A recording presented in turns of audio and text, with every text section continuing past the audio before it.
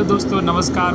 और ये एक छोटा सा सिंपल वीडियो है जो अहमदाबाद से महाकुंभ के सफ़र का पूरा वीडियो है। जैसे अभी ये पूरा तो नहीं है, एक पार्ट है और भी इसके पार्ट्स है जो कि मैं डालूंगा और उसमें डिस्क्रिप्शन में बताऊंगा।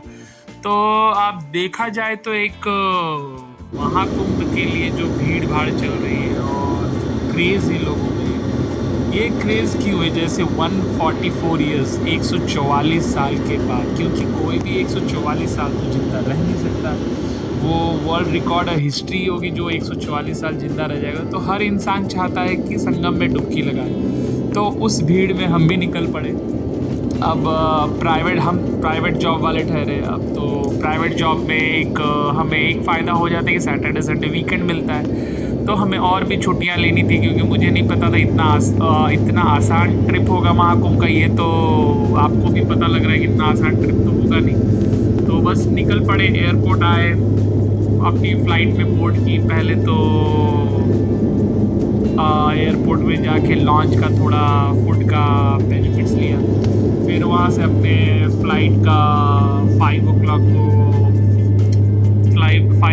फ़्लाइट थी मेरी। तो वहाँ से 5 ओ फ़्लाइट पकड़ी। फ़्लाइट पकड़ने के बाद मैं दिल्ली पहुँचा, because one way communication to Prayagraj का टिकट 28 से 30 हज़ार था और एक मीडियम पर्सन लोग के लिए अफोर्ड करना बहुत ही मुश्किल था। तो मैंने भी शॉर्टकट जब थोड़ा ढूंढा, दिल्ली तक जाता हूँ, दिल्ली से फिर ट्रेन लेता हूँ, तो मैंने भी यही किया। मस्त दिल्ली के लिए फ़्लाइट लिया और पहुँच गए दिल्ली स्टेशन। आप देख पा रहे हो कि ऊपर से नज़ारा दिल्ली का। ये अहमदाबाद से फ्लाई का टाइम है, शाम का टाइम हो चुका है। तो इस तरह से ये नज़ारा है। हमारा भी सफ़र चालू हो गया, जो कि बहुत लोगों को सपना है महाकुंभ में डुबकी लगाने का। तो मेरा प्लान था 3 तारीख बसंत पंचमी के दिन डुबकी लगाने का। तो मैं भी निकल पड़ा। उसके बीच में कितनी कठिनाई आई, क्या आई, सबको आपको ही पता चलेगा। दिल्ली एयरपोर्ट पे हम आ चुके हैं। फ़्लाइट राइट टाइम पे दिल्ली पहुंची। और पहुंचने के बाद सबसे बड़ा चीज़ है कि वहाँ से निकल के मुझे जाना है ओल्ड दिल्ली, जहाँ मेरी ट्रेन है बुक सेकंड एसी में। वहाँ पर मुझे प्रयागराज के लिए ट्रेन पकड़ना है। तो अब करे क्या, मस्त वहाँ से निकलने के बाद हम मेरी किस्मत अच्छी थी कि मेरे सीट में एक बंगाली भैया थे, बंगाली दादा थे। तो वो मुझे एयरपोर्ट से निकलने के बहुत दूर तक, बाहर तक छोड़ दिए। तो मुझे ज़्यादा ये नहीं पड़ा। पर दिल्ली के रास्ते आपको पता है रात को सुनसान हो जाती है, तो डर तो थोड़ा लगता है, पर तो भी हम निकल पड़े। उन्होंने मुझे एयरपोर्ट से 10 किलोमीटर दूर में छोड़ दिया था।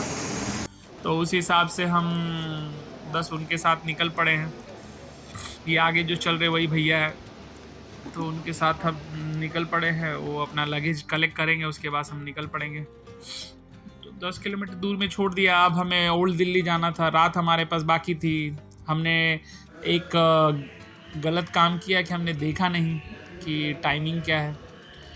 हम वहाँ से ओल्ड दिल्ली पहुँचे। ओल्ड दिल्ली में मैं सोचा आराम कर लूँ, पर मुझे ये नहीं पता था कि आराम करने जाऊँ तो लॉन्च के एक्सेस कार्ड से का आप अगर आपके पास क्रेडिट कार्ड है तो वो लेके जाए। दिल्ली ओल्ड एयरपोर्ट में लॉन्च एक्सेस है, जो कि आपको बहुत ही बेहतरीन सुविधा मिलेगी। मैं सोचा थोड़ा आराम कर लूँ।